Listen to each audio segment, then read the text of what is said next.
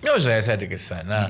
Kita sekarang ni rekodkan pada waktu pagi Jumaat. Kan. Sedang kita rekodkan ini, Kabinet juga sedang bersidang.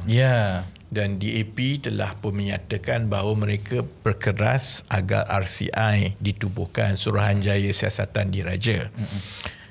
Dan akan dibawa ke Kabinet lah. Jadi saya ingat menjelang podcast ini disiarkan malam ini, kita boleh nampak lah sama ada RCI akan ditubuhkan ataupun tidak. Kan? Apa pun sebenarnya pilihan-pilihan yang ada kepada Datuk Seri Anwar yang melibatkan Tan Sri Azam Baki ini semakin menyempit. Kan? Jadi pandangan DAP itu semakin keras.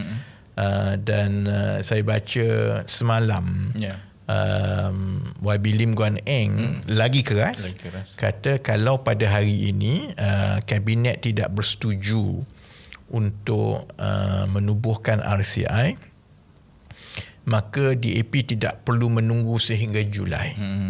Kan? Jadi maksudnya sudah tentu DAP telah pun menyatakan seperti yang disebut oleh Setiausaha Agung PKR. Bukan Setiausaha Agung DAP, Setiausaha Agung PKR telah mengesahkan bahawa DAP saya rasa rancangan mereka ialah untuk menarik diri daripada jawatan kerajaan. Sama ada ditarik diri daripada semua peringkat, itu kita kena tengok lah. Tapi sudah tentu daripada Kabinet lah. Kan, maksudnya 4 atau 5 menteri DAP itu akan mengusungkan jawatan, tapi akan terus menyokong kerajaan lah di Parlimen. Basically buat macam aku buat lah. Kan? Tapi kepada Datuk Seri Anwar Ibrahim, apabila itu berlaku, maksudnya memang patah kaki lah. Dia bukan sangat soal sokongan, dia soal moral legitimacy. Maksudnya apabila sekarang dalam PKR pun, saya rasa orang tahu bahawa separuh, kalau kat Parlimen tu separuh ahli Parlimen, kalau dalam parti pun lebih daripada separuh parti tidak bersetuju dengan keadaan yang berlaku sekarang.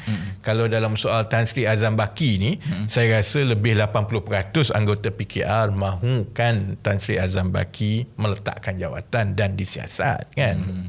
Termasuklah anak Anwar Ibrahim sendiri. Jangan lupa kan. Kadang-kadang kita lupa kan. Jadi Datuk Seri Anwar akan hilang moral legitimacy lah, kan. Dan yang itulah dia, saya ingat ini seolah-olah ulangan kepada episod yang melibatkan Syamsul Iskandar dulu. Masa mula-mula keluar, saya dah kata dah, pecat terus. Jangan duk pertahankan, duk bagi alasan semua. Kerana apabila dia keluar dan kita di belakang, kita tahu berdasarkan maklumat-maklumat perkara itu, kebarangkaliannya benar adalah tinggi. Jadi kalau baru keluar sedikit, memang akan keluar banyak lah. Jadi ambil pendirian yang tegas terus. Jadi sebab kalau tindakan pecat ke ataupun dakwa ke itu berlaku setelah kemarahan rakyat itu telah memuncak, jadi akhirnya is a lose-lose situation kepada Datuk Seri Anwar. Dia tak akan dapat balik dah goodwill rakyat, kerana rakyat melalui proses itu yang dia pertahankan Syamsul Iskandar awalnya semua, kan. Dan malangnya dia nampak berulang semasa kes Tan Sri Azam Baki ni. Dan tindakan-tindakan daripada pimpinan PKR yang lain. Contohnya apabila speaker. Of course speaker sekarang ni bukan anggota PKR lah, tapi semua orang tahu dia PKR, kan. Anaknya pun menteri dalam kabinet, kan. Apabila speaker menolak usul bahas isu pegangan saham Azam Baki ni, kan, itu yang bahayanya keadaan sekarang, kerana rakyat akan membandingkan perkara yang berlaku ini adalah mirip kepada yang berlaku semasa 1MDB dahulu. 1MDB dulu macam inilah.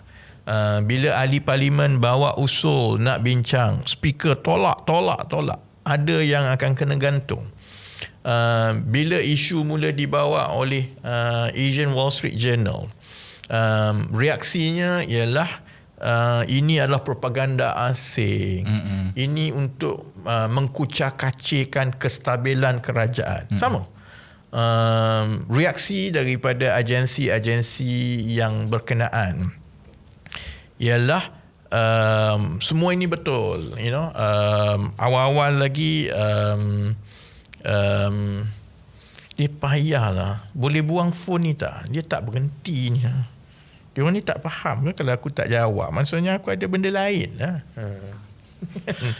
Itu cabaran. Cabaran kan. Jadi orang popular.